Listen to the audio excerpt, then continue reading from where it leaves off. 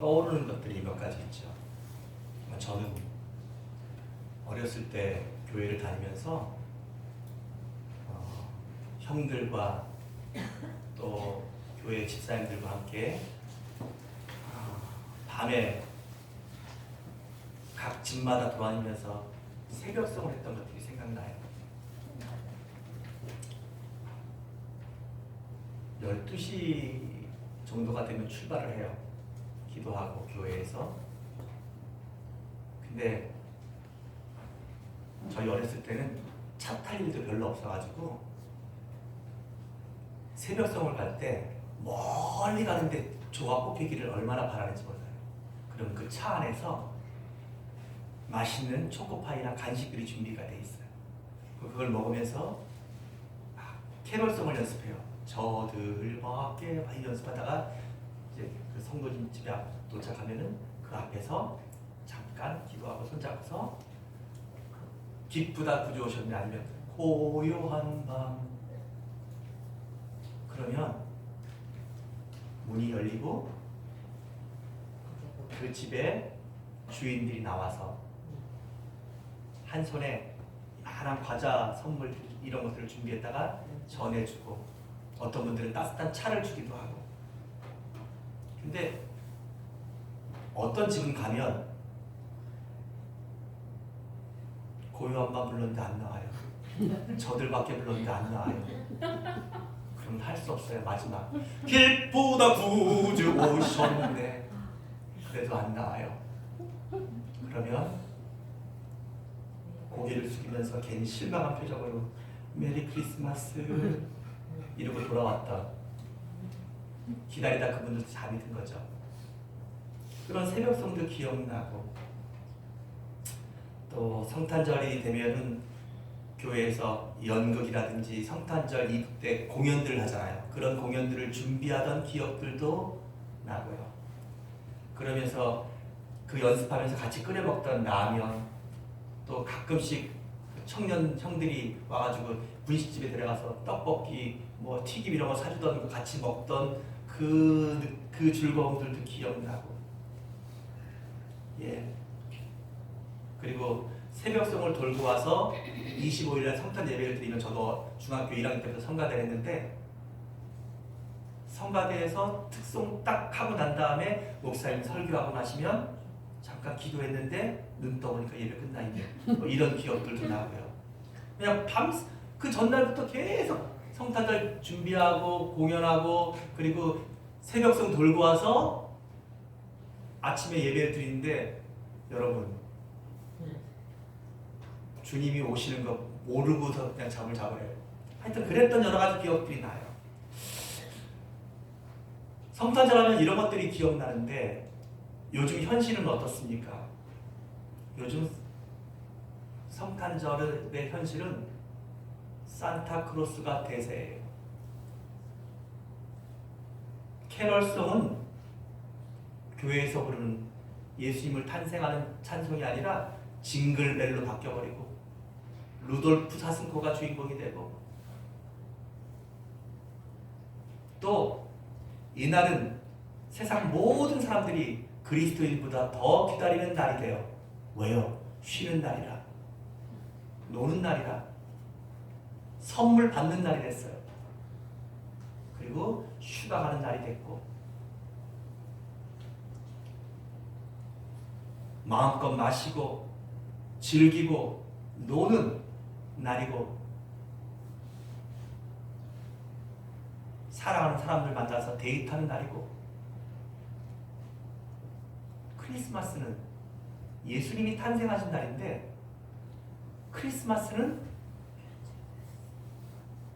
이상하게 산타가 오는 날이고, 선물을 받는 날이고, 데이트하는 날이고, 술 마시고 노는 날로 바뀌어버렸어요.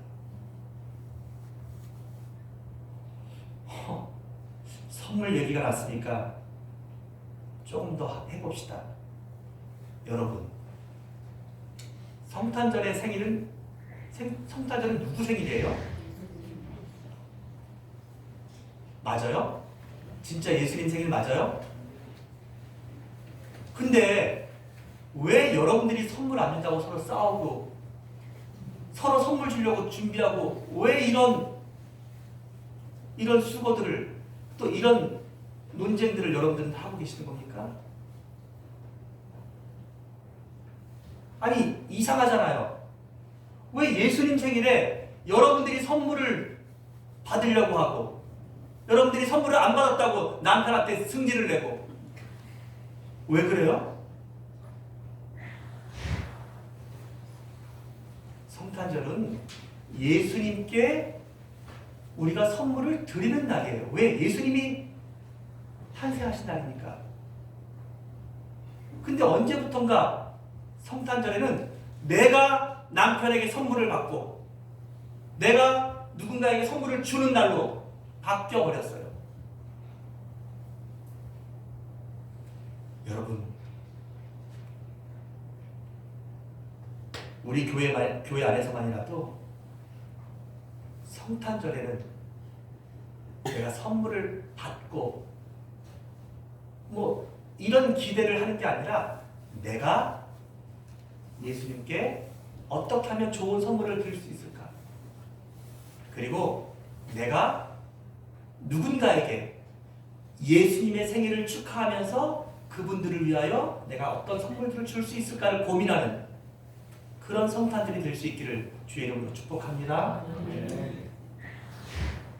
여전히 선물을 받고 싶은가 봐요. 그런 날이 되기를 주의 이름으로 축복합니다. 오늘 제가 읽었던 본문으로 돌아가겠습니다.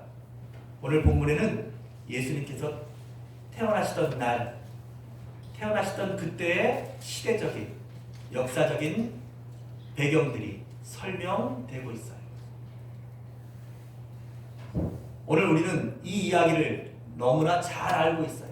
그래서 제가 이 이야기를 설명하진 않겠어요.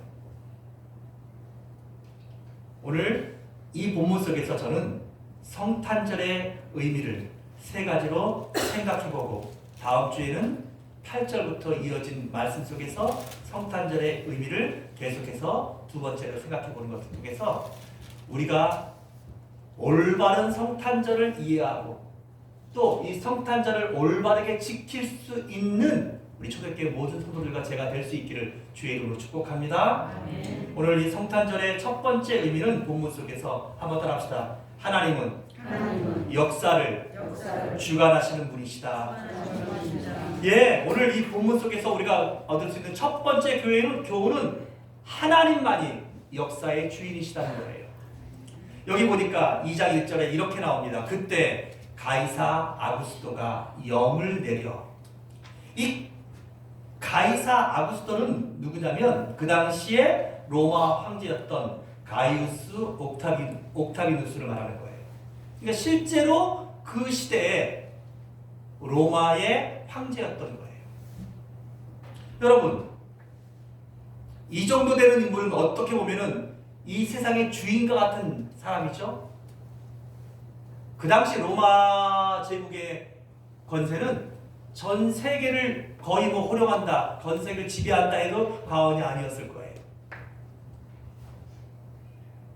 자, 그런 가이사 아구스토가 영을 내렸어요. 뭐라고요? 천하로 다 호적하라! 영을 내린 거예요. 실제로 이 옥타비누스 그 황제는 팍스 로마나라고 하는, 여러분 들어보셨죠?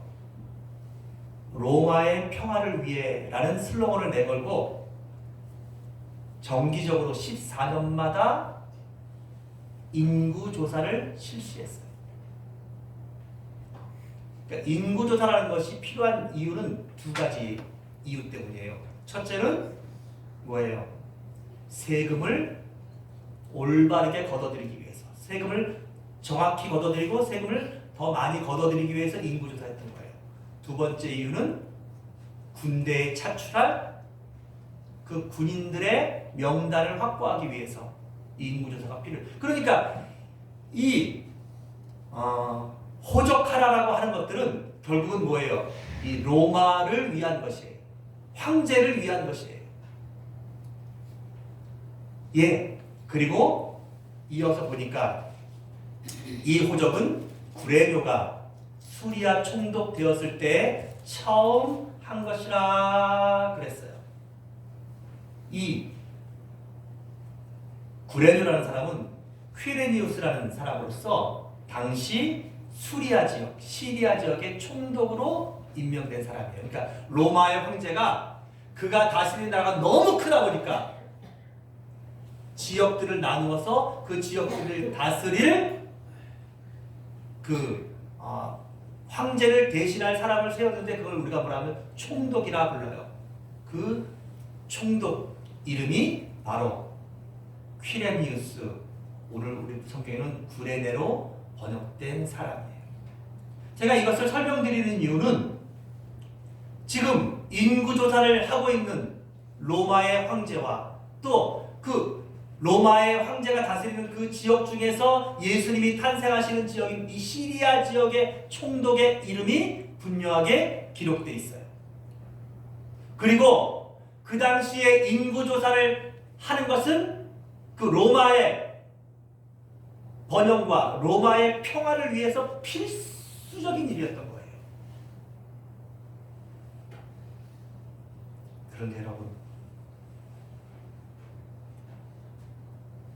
그 일들을 로마 황제가 하고 그 일들을 수리아의 총독이 시행하지만 여러분,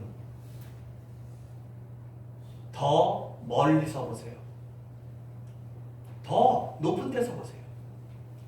사실 그 일은 하나님께서 이 모든 일들을 뒤에서 주관하고 계신 것이에요.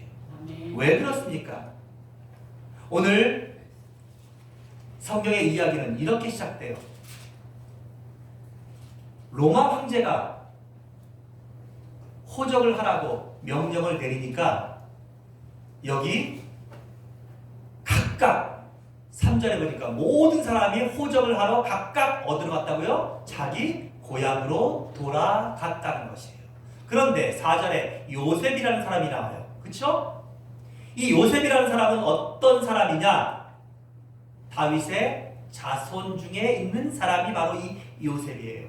마태복음 1장 1절부터 여러분들이 16절까지 예수님의 족보를 보면 예수의 육신의 아버지의 이름으로 요셉이 되어 있고 그 위로 올라가면 그의 조상이 다윗이고 그 위로 올라가면 그의 조상이 아브라함인 것이 증명되고 있어요. 그래서 마태복음에는 족보로 시작하고 있어요. 아브라함과 다윗의 자손 예수 그리스도의 계보라, 세계라, 이렇게 시작되고 있는데, 그러니까 이 요셉은 바로 누구예요? 다윗의 자손이었던 거예요. 그런데 이 다윗의 자손인 요셉은 지금 어디 살고 있냐? 갈릴리 나사렛 동네에 살고 있어요. 나사렛은 지금 유대 땅 예루살렘 옆에 있는 베들레헴에서 최소 3일 길은 걸어가야 나오는 아주 꽤 먼 곳에 있는 북쪽에 있는 곳이에요. 그러니까 여러분, 이 갈릴리 사람들이 유대로 내려올 일은 명절 때가 아니면 없어요. 게다가 지금 요셉의 상황이 어떤 상황이냐면, 요셉이 지금 그의 부모님이 정원해 놓았던 아가씨와 결혼했는데, 결혼을 준비하고 있는데 아직 결혼을 하지 않았어요. 약혼만 하고 있는데 이게 웬일입니까? 이 약혼한 여자가 임신을 하는 거예요.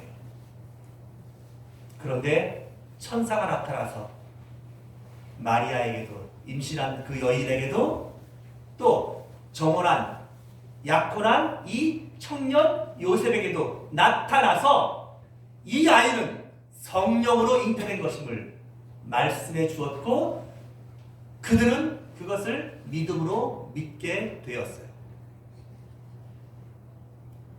그래서 이제 그 아내 될 여인 마리아가 출산할 때를 기다리고 있는데 갑자기 온 나라에 방이 붙은 거예요. 호적하라고. 그래서 산딸이 가까운 그 처녀 마리아를 임신한 그 여인을 데리고 너무나 힘든 여정 자기 고향 베들레헴을 찾아가는 곳이에요. 그런데 왜 하필 베들레헴이냐? 여러분 우리 다 같이 미가서 5장 2절을 찾아보겠습니다. 미가서 5장 2절 시작. 띄워주시면 좋겠습니다. 미가 구약성경 소선지서에 있죠. 미가서 5장 2절 다 찾으셨습니까? 정아야. 예. 시작. 베들레헴 에브라다야 너는 유다 족속 중에 작을지라도 이스라엘을 다스릴 자가 내게서 내게로 나올 것이라. 그의 근본은 상고의 영원에 있느니라. 여러분 베들레헴 에브라다. 베들레헴은 유다 족속 중에 가장 작은 곳이에요. 이런 곳에서 왕이 태어난다? 그러니까 이곳은 그러니까 여러분 왕이 태어난다면 예루살렘에서 태어나야 되는 거예요. 만약에. 그런데 베들레헴 그곳에서 태어나야 한다는 것이에요.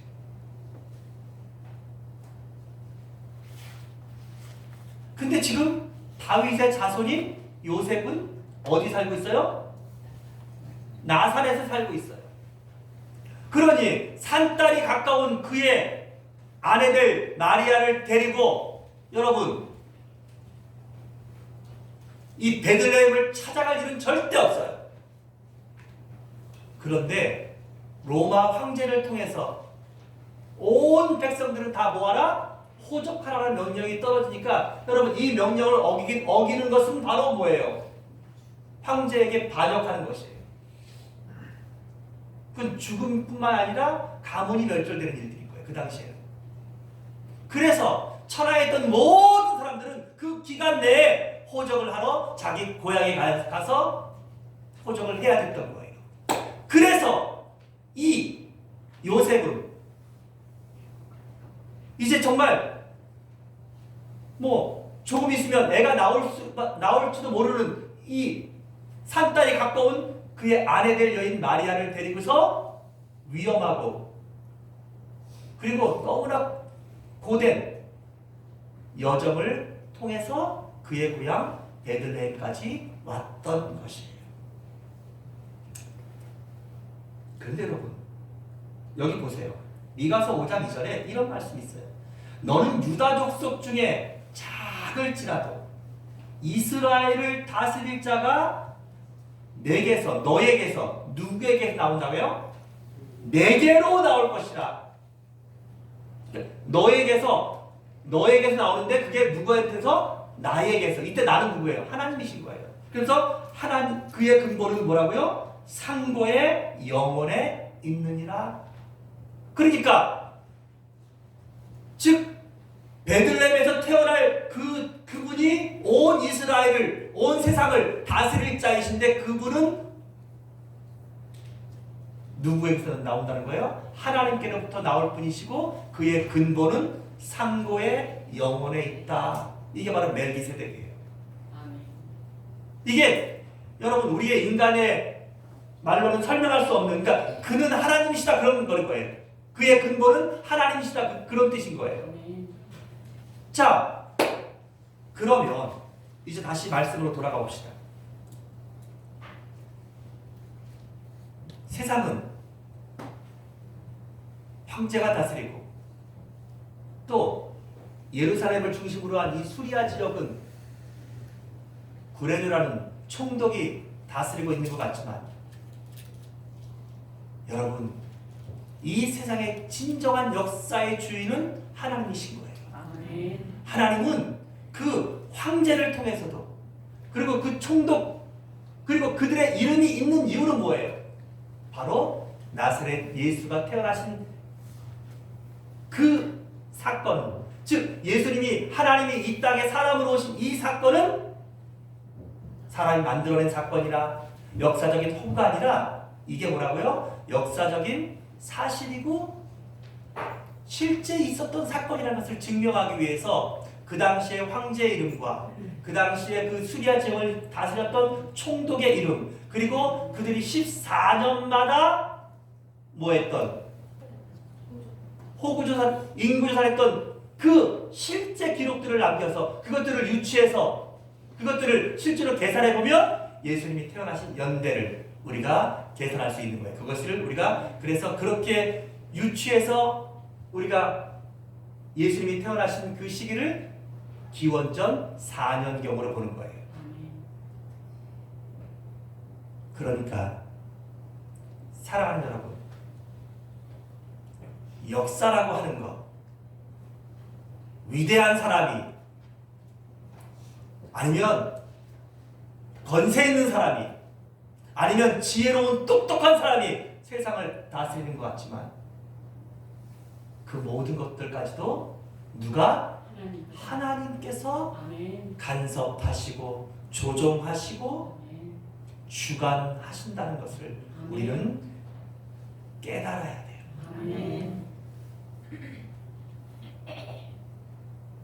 게다가 보세요. 요셉이 그 아내 될 여인을 데리고 어디로? 베들레헴까지 가는 이런 것들은 정말 보통 쉬운 일이 아니에요. 어려운 일이 아니에요. 어려운 일이 아닐 수 없어요. 그렇죠? 그냥 지금처럼 무슨 차편이나 아니면 무슨 이동수단이 좋은 게 아니잖아요. 이따가 보겠지만 게다가 이 마리아와 요셉은 부유한 사람들이 아니에요. 가난한 하층민 사람들이었던 거예요.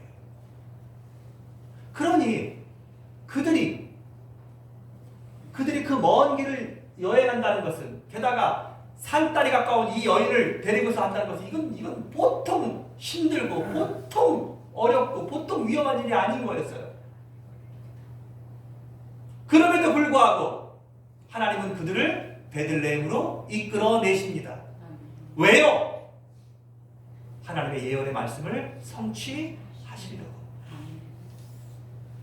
그래서 우리가 잘 아는 말씀, 천지는 없어지려니와 하나님의 말씀은 1.1획도 없어지지 아니하고 다 이루어지리라. 할렐루야.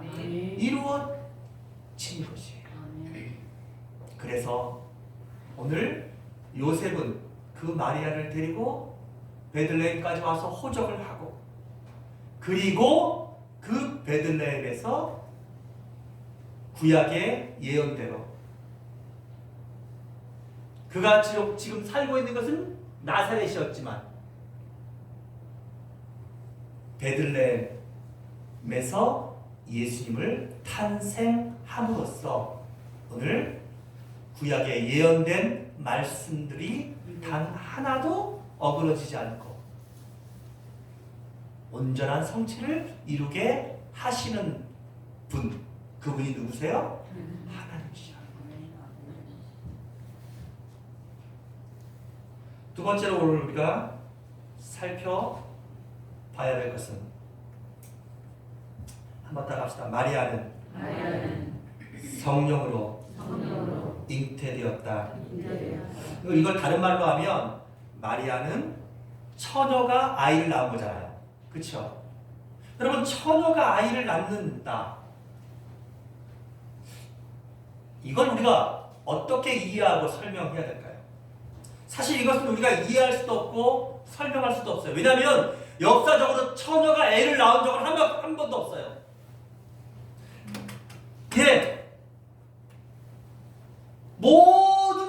그래서 우리가 마태복음에 시작되는 족보도 여자가 낳은 것이 아니라 누가 낳아요? 아브라함이 누구를 낳고, 이삭이 누구를 낳고, 남자가 낳았다고 나왔어요.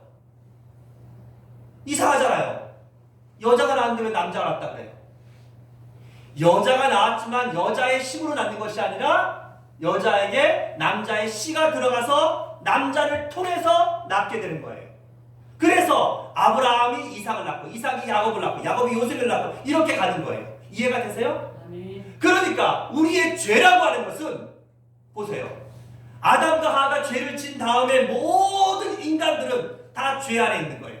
왜냐하면 그 죄가 뭐 하는 거예요? 유전이 되는 거예요. 그러니까 사람이 태어나는 것은 다 죄인된 아버지와 죄인된 어머니의 그 뭐예요? 그 죄의 유전자를 통해서 그 아버지의 자손이 되는 거예요. 그럼 우리 이 땅에 있는 모든 사람들은 다 누구의 자손인 거예요? 아버지의 자손들인 거예요. 다. 이게 이해가 되셔야 돼요. 이 세상에 어떤 사람도 이 아버지의 도움 없이, 아버지 없이 난 자식은 없어요. 우리가 말하는 사세가 그것도 사실은 아버지는 있어요. 근데 그 아버지를 모르는 거지. 그쵸? 아버지가 누군지 몰라서 그걸 사생아라고 하는 거지, 실제로 아버지가 없는 자식은 없어요. 그런데 그렇게 하다 보니까 어떤 문제가 생겼어요. 우리를 구원할 메시아가 오셔야 되는데 그 메시아를 기다리고 있는데 그 메시아의 가장 기본적인 조건이 뭐예요? 메시아는 죄가 없으셔야 돼요. 죄를 모르셔야 돼요. 죄로부터 무관해야 돼요.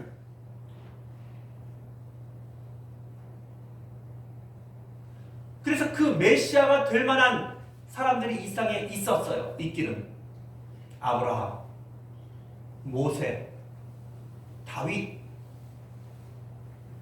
하지만 그들도 메시아는 될 수가 없었던 거예요. 왜요?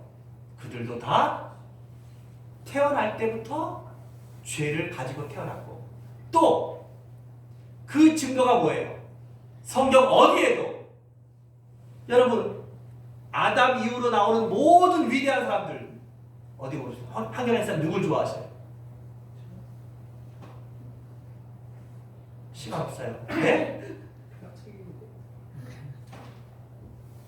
성경에 누구를? 다윗. 얘 다윗 위대한 사람이에요.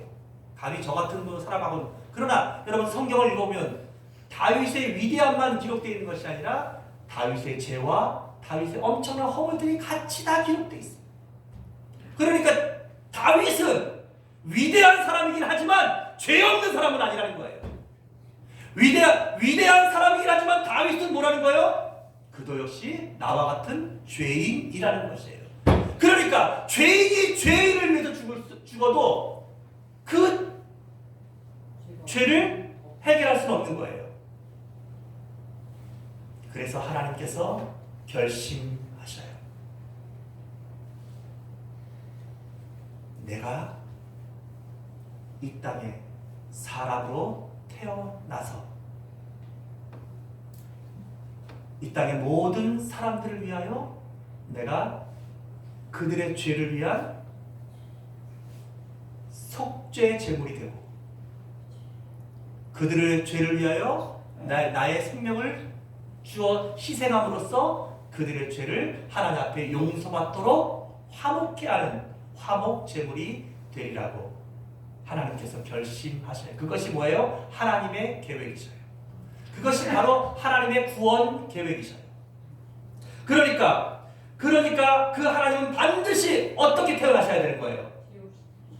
죄 없는, 그리고 남자를 알지 못하는 처녀에게서 잉태하셔야 돼요. 그래서 오늘 성경에는 누가복음 1장 찾아봅시다. 27절.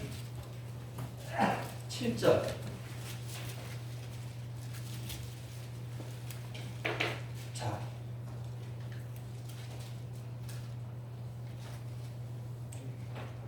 1장 27절 시작. 다윗의 자손 요셉이라 하는 사람과 약혼한 처녀에게 이르되 그 처녀의 이름은 마리아라. 예, 약혼했어요. 결혼하지 않은 거예요. 자, 그런데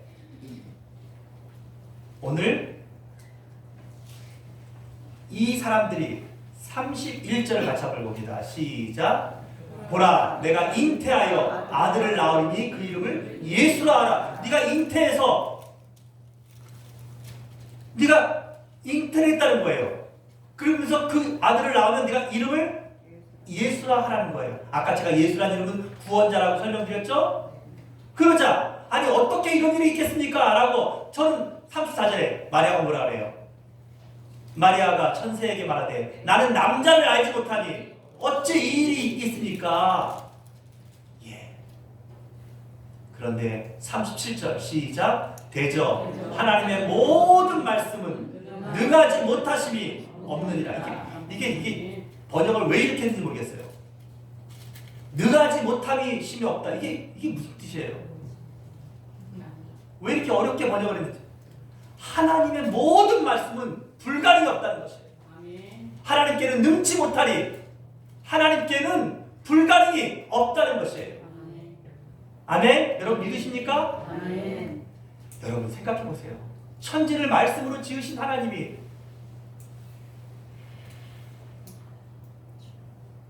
남자를 알지 못하는 처녀의 몸에 잉태해서 나오신 일들이 불가능하겠습니까?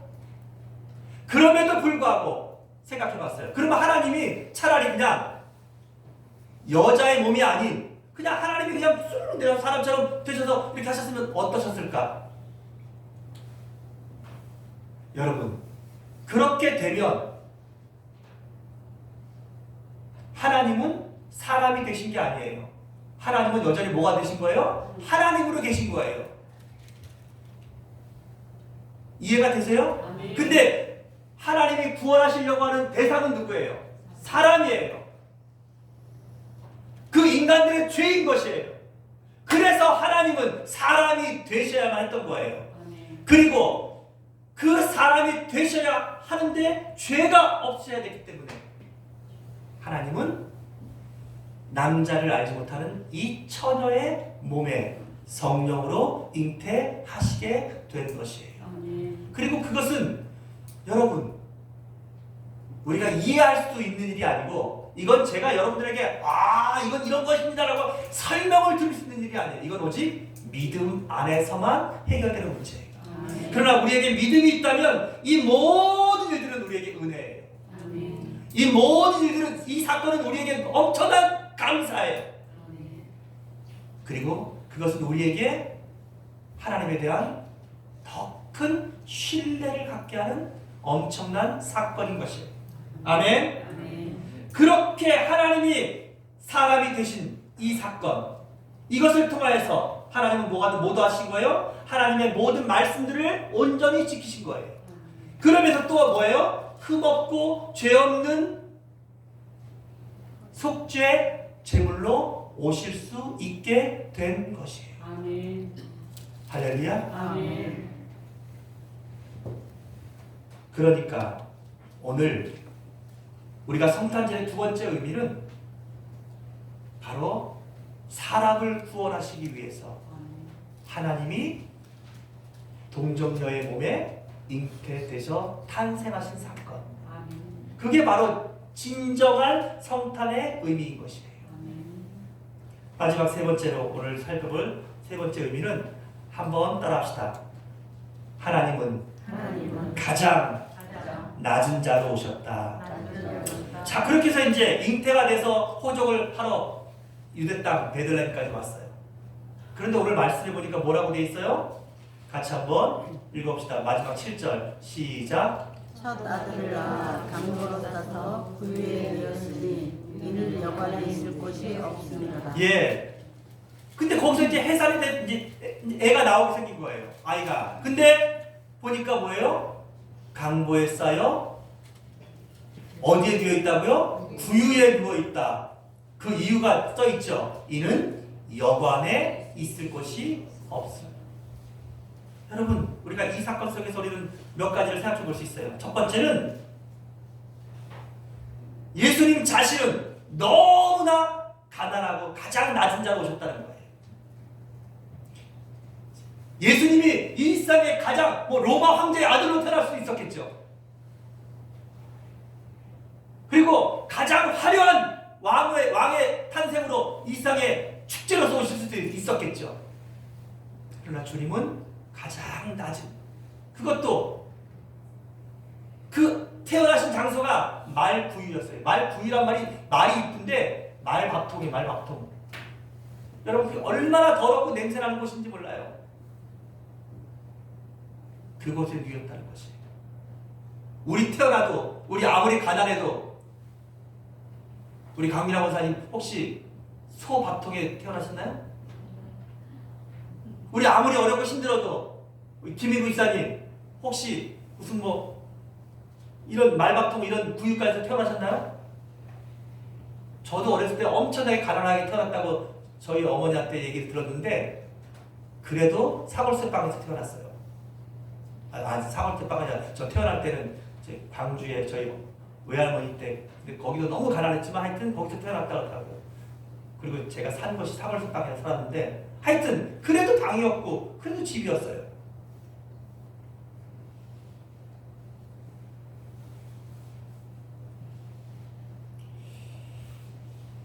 왜 그러셨을까? 왜 그러셨을까요? 또 두 번째로 이 사건 속에서 예수님이 말구에 태어났다는 이 사건은 예수님뿐만 아니라 그의 부모, 육신의 부모인 마리아와 요셉도 참 어지간히 가난한 자였다는 것이에요. 왜요? 여러분, 아무리 호적한다고 사람들이 많아도 돈 있는 사람들은 다 어디 가요? 그들 다 좋은 집에 가고 여러분 있을 때 다 있어요. 돈만 있으면. 그렇지 않아요? 게다가 지금 그의 아내는 임신을 해가지고 지금 이제 해산을 하고 있어요. 그러면 여러분 웬만큼만 돈을 주면은 여러분 방 하나 못 구하겠습니까? 빈방이라도 하나 얻을 수 있을 거 아니에요. 근데 그만큼도 돈이 없는 이 사람들도 어지간히 가난한 사람들이었다는 거예요. 또 한 가지 생각해볼 것은 세상의 인심이 너무나 이기적으로 변해 있던 시대였다는 거예요. 여러분, 아니 애가 태어난다고 하는데 그래서 방을 얼마나 걸어 다녔겠어요? 그러면 아니 내가 잘 방이라도 하나 비워주면서 여기서 애 낳으라고 그럴 사람들이라도 한두 명 있을 것 같지 않아요? 그래도? 그런데 누구도 그런 방을 내어주지 않았다는 거예요. 그러니까 세상의 인심도 이미 돌아섰고 그리고 이 마리아와 요셉도 참 어지간히 가난했고 그리고 예수님은 그렇게 가난하고 그렇게 낮은 그 가정에 태어나셨다는 거예요. 그리고 처음 태어나서 누이신 곳이 바로 말들이 살고 있는 마구간에 있는 말구이였다는 것이에요. 그것은 가장 높고 가장 위대하시고 그리고 가장 존귀하신 하나님이 가장 낮고 가장 천한 자리로 내려오셨다는 것이에요.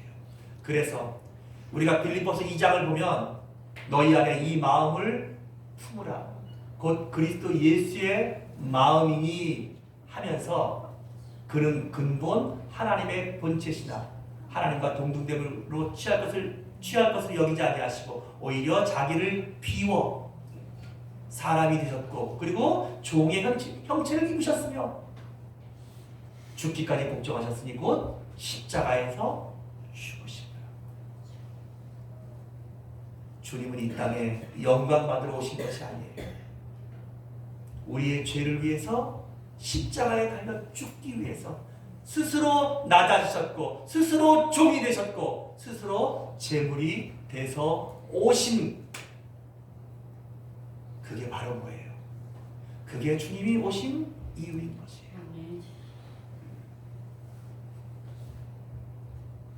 그렇다면 여러분 이제 우리도 이 성탄절의 의미를 올바르게 깨닫고 이 성탄절에 좋은 선물 하나 받아낼까 고민하는 성탄절이 아니라 어떻게 하면 이 성탄절날 나도 좀 더 즐겁게 놀고 뭔가 좀 기쁘게 보내고 내가 얼마나 행복할까 이것들을 고민하는 날이 아니라 오늘 주님이 오신 이 성탄의 의미를 깊이 묵상하며 나도 주님처럼 낮은 자리에 임하게 하시고 그리고 그 나를 위하여 하늘의 영광 보좌 다 버리시고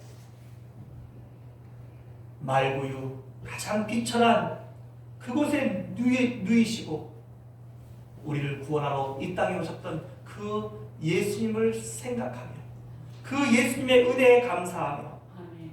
어떻게 하면 부족하지만 나도 주님께 동방 박사들처럼 귀한 예물을 드릴 수 있을까? 들에서 양을 치던 목자들처럼 어떻게 하면 예수님께 가장 감사한 경배를 드릴 수 있을까를 고민하고 준비하는 성탄절이 되어야 하지 않겠습니까? 오늘 성탄의 의미를 깊이 생각하시면서 2023년도 우리가 맞이하는 성탄은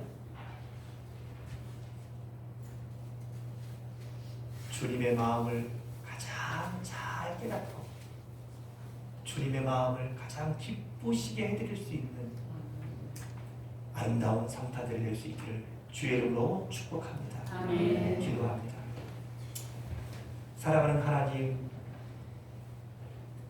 나를 구원하시기 위하여 하늘의 영광, 하늘의 보좌, 하나님의 지위까지도 다 버리시고 이 땅에 사람으로 탄생해 주신 마구간의 말 구유에 누이면서까지 이 땅에 오신 예수님을 환영합니다. 그 예수님께 감사를 드립니다.